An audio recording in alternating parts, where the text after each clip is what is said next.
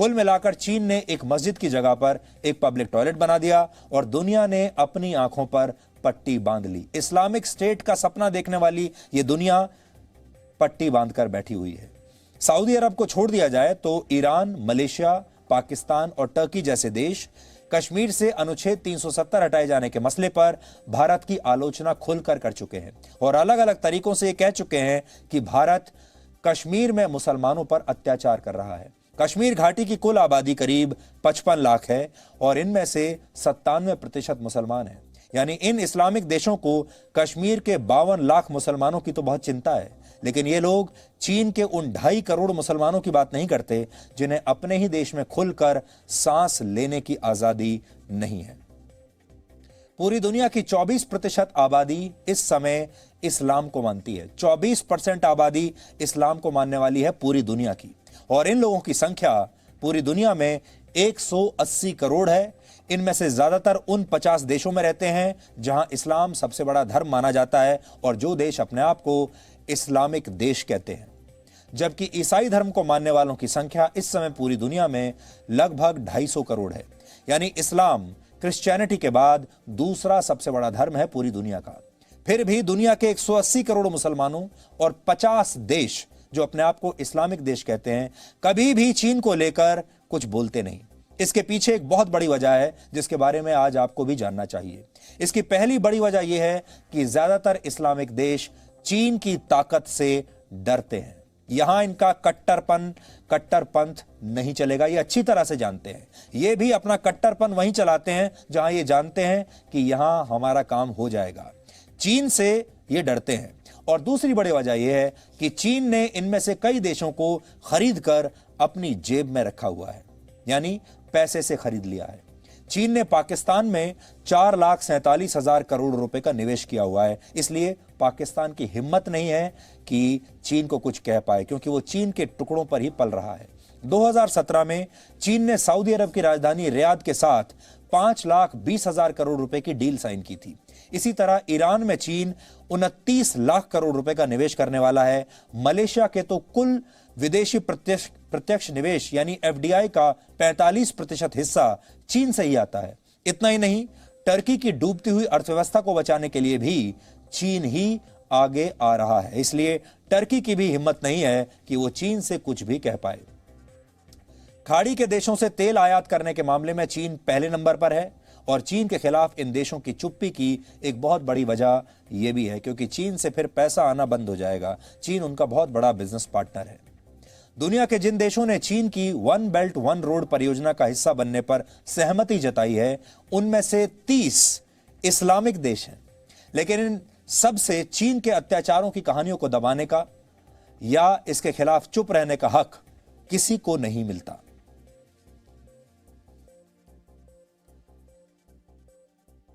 ये दुनिया का जो नक्शा इस समय आप देख रहे हैं, ये पूरे विश्व का नक्शा है आपके सामने।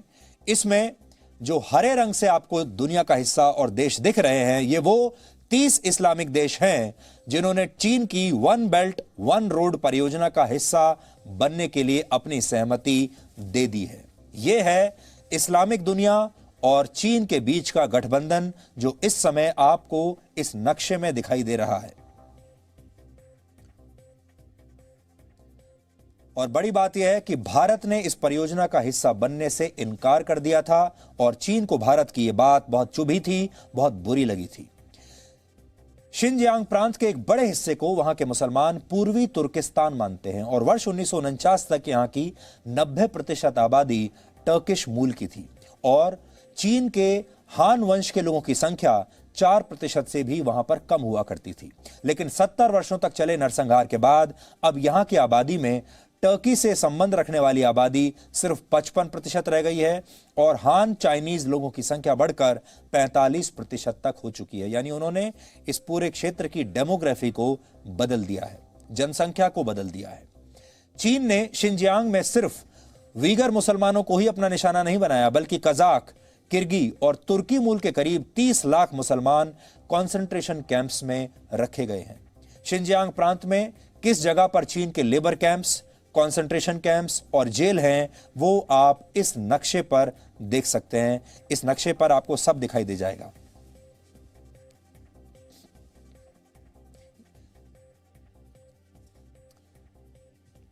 जो नीले रंग के जो डॉट्स आप देख रहे हैं वो लेबर कैंप हैं, नारंगी रंग के जो डॉट्स हैं वो कंसंट्रेशन कैंप्स हैं, और हरे रंग के जो डॉट्स आपको दिख रहे हैं ये हैं वहां की जेल जहां पर मुसलमानों को रखा गया है। लेकिन चीन के इन अत्याचारों पर वो तमाम लोग चुप हैं जो एक जमाने में ये कह रहे थे कि पेरिस के अखबार चार्ली हेब्दो ने पैगंबर मोहम्मद साहब का कार्टून छापकर ठीक नहीं किया, और इस अखबार के दफ्तर पर आपको याद होगा 2015 में जो आतंकवादी हमला हुआ था उसके पीछे इस्लाम का अपमान करने पर पैदा हुआ ये गुस्सा ही था। यानी एक कार्टून के बाद हुई आतंकवादी घटना मुसलमानों के गुस्से का परिणाम होती है, लेकिन एक देश में मुसलमानों पर हो रहे अत्याचारों पर इन्हें गुस्सा नहीं आता। आपको याद होगा पेरिस की एक मशहूर मैगजीन थी चार्ली हेब्दो, उसमें एक आपत्तिजनक कार्टून छाप दिया गया था जो मुसलमानों को पसंद नहीं आया था, और उसके बाद उस मैगजीन में काम करने वाला जो स्टाफ था, जो पत्रकार थे, जो कार्टूनिस्ट थे, आतंकवादी उस मैगजीन के न्यूज़ रूम में गए और वहां पर उन्होंने इन सब लोगों की हत्या कर दी। इतना गुस्सा था। लेकिन क्या उन सारे लोगों की हिम्मत है कि वो चीन में जाकर अपने लोगों को बचा लें? चीन कैसे अपने देश के मुसलमानों पर अत्याचार करता है, इसकी कहानी आपको खुद चीन के ही एक वीगर मुसलमान से सुननी चाहिए, तो आपको सारी बात समझ में आ जाएगी। ये सज्जन, ये व्यक्ति जिनका इंटरव्यू अभी हम आपको दिखाने वाले हैं, ये चीन के वीगर मुसलमान हैं, लेकिन किसी तरह अपनी जान बचाकर इन्होंने अमेरिका में शरण ली है, और अमेरिका से ही इन्होंने हमसे बात की है। हमारा सहयोगी चैनल है वियॉन, और वियॉन से इन्होंने बात की और वियॉन को ये बताया कि इन पर क्या गुजरी और इनके जैसे जो बाकी मुसलमान हैं चीन में उन पर क्या गुजरती है। ये भाग्यशाली हैं क्योंकि ये चीन से किसी तरह अपनी जान बचाकर अमेरिका में आ गए हैं, लेकिन बाकी लोग जो हैं वो इतने भाग्यशाली नहीं हैं। The Chinese government incited some Chinese mob to kill my brother.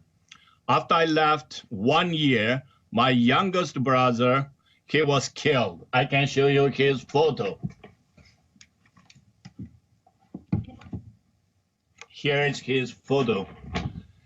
He was 27 years old when he was killed. He was killed in a daylight in a restaurant by around more than 10 Chinese mob.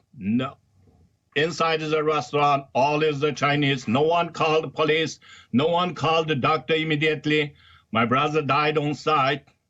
And in 2019, last year, I heard from a lady.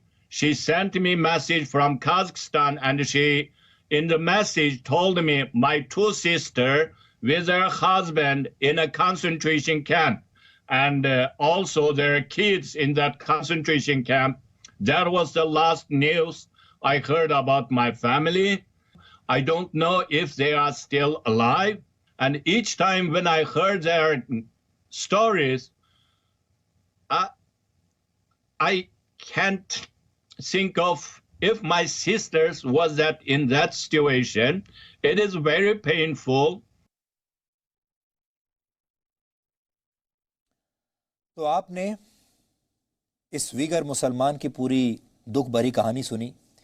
इनके भाई को कैसे मार दिया गया, कोई बचाने के लिए नहीं आया, और वहां मुसलमानों के साथ कैसे अत्याचार होते हैं, कैसे खुलेआम उनकी हत्याएं कर दी जाती हैं, यही ये बता रहे थे। लेकिन इस दुनिया में जितने भी इस्लाम के ठेकेदार हैं, चाहे वो देश हों, चाहे उनके बड़े बड़े नेता हों, इमरान खान जैसे नेता हों, अर्दवान जैसे नेता हों, क्या उनमें से किसी की भी हिम्मत है कि वो चीन से इसके बारे में एक सवाल भी कर सकें? चीन के शिनजियांग प्रांत के मुसलमान लगातार ये कहते रहे हैं कि वो एक आज़ाद देश है, उन्हें आज़ादी चाहिए, लेकिन चीन ने उन पर कब्जा जमा कर रखा है।